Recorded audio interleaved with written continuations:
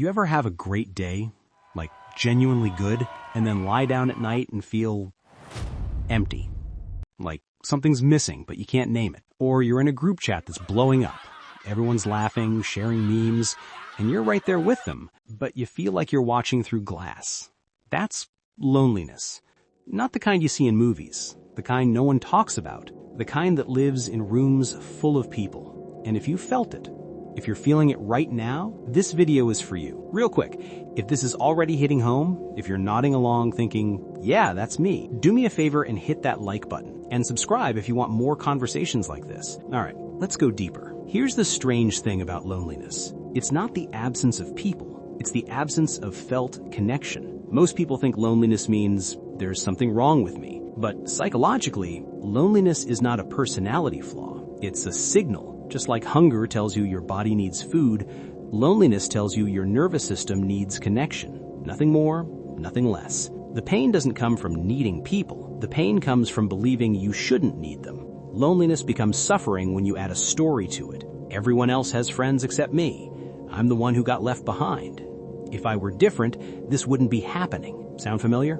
That's when loneliness stops being a feeling and becomes an identity. And once loneliness becomes part of how you see yourself, everything reinforces it. Every quiet Friday night, every unanswered text, every photo you're not in, it all becomes proof.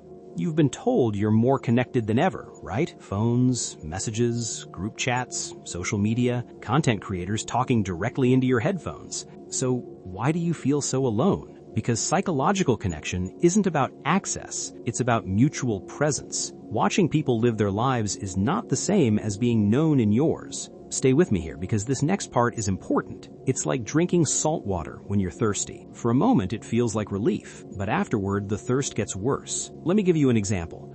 You watch someone's Instagram story. They're at dinner, laughing with friends, and for a second, you feel included. You react to it, maybe comment.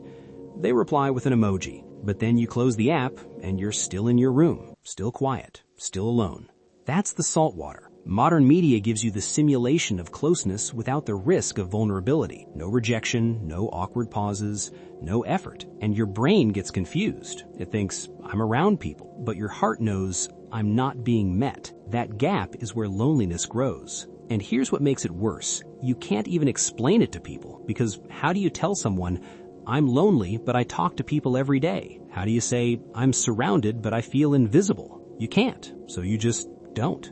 Okay. I'm going to say something that might sting, but stick with me. A lot of lonely people, maybe you, aren't alone because there's no one around. You're alone because you're waiting for the perfect friend, the group that just gets it, the connection that doesn't require effort. But that's not how real friendship works, and deep down, you know that. We grow up absorbing stories, movies, shows, online narratives, where friendship looks effortless. A tight group, inside jokes, loyalty without conflict, deep understanding without explanation. But real friendships don't arrive fully formed. They start small, awkward, uneven. You reject connection at the beginning because it doesn't look like the ending you imagined. You want best friends without becoming acquaintances first. That's like expecting a tree to give fruit the day you plant the seed. And there's another layer here, something people rarely talk about. Sometimes you're not lonely because no one is there. You're lonely because you don't let anyone see you. Be honest with yourself for a second. How often do you show the edited version, the acceptable version,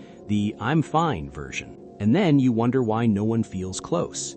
True connection requires exposure, and exposure feels dangerous when you've been hurt before. So your mind does something clever. It says, I don't need anyone. But independence used as armor slowly turns into isolation. Here's the truth. You can't be known if you're always protected. You can't feel close if you never risk closeness. The very thing you're doing to avoid pain is creating it. Let me make an important distinction here. Being alone isn't the same as being lonely. Solitude feels chosen. Loneliness feels imposed. You can sit in the same room, in the same silence, and feel peace one day, and emptiness the next. The difference isn't the room. It's the meaning you attach to it.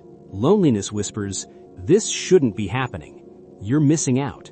This says something about you. And once you start arguing with reality instead of responding to it, suffering multiplies. Here's something that makes this even harder. As adults, friendships don't happen accidentally anymore. There's no shared classroom, no forced proximity, no built-in repetition. Friendship now requires intention, and intention feels exhausting when you already feel rejected. If you're still watching, you already know what I'm about to say. So many people wait to feel confident before reaching out. But confidence usually comes after connection, not before it. You think, I'll reach out when I'm less awkward. I'll join that group when I feel more interesting. I'll make friends when I have my life together.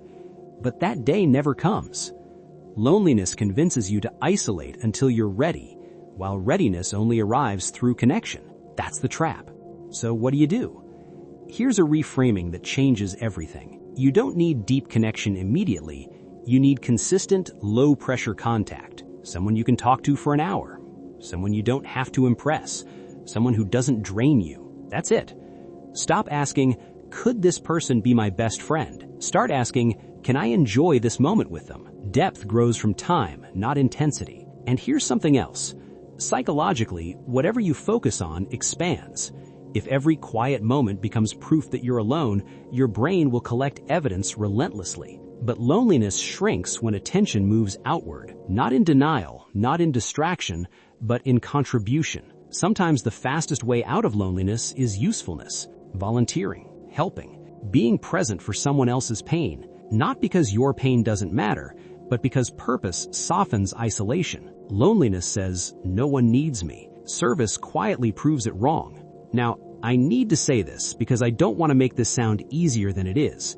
There are people whose loneliness cannot be solved easily. The elderly, the chronically ill, the isolated without mobility. This isn't about toxic positivity, but if you're watching this, if you still have access to movement, to communication, to possibility, you have leverage.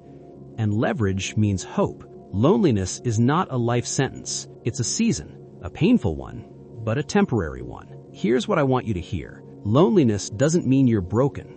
It doesn't mean you're too much or not enough. It means you're human, in a world that forgot how to slow down, in a time when everyone's moving too fast to notice who's falling behind. But listen to me, you're not behind, you're not defective, you're not unlovable, you're just hungry for something real. And real is slow. Real is awkward at first. Real is built in small moments you almost don't notice until one day you realize, this person sees me. So don't stop reaching, not because it'll work every time, but because the alternative is choosing invisibility. And you've been invisible long enough. There are people out there who haven't met you yet, people who will be so damn glad they did. This loneliness you're feeling, it's not your address. It's just where you're standing right now. And you can move, slowly, imperfectly, but you can move. You're gonna be okay. Not today maybe, but eventually.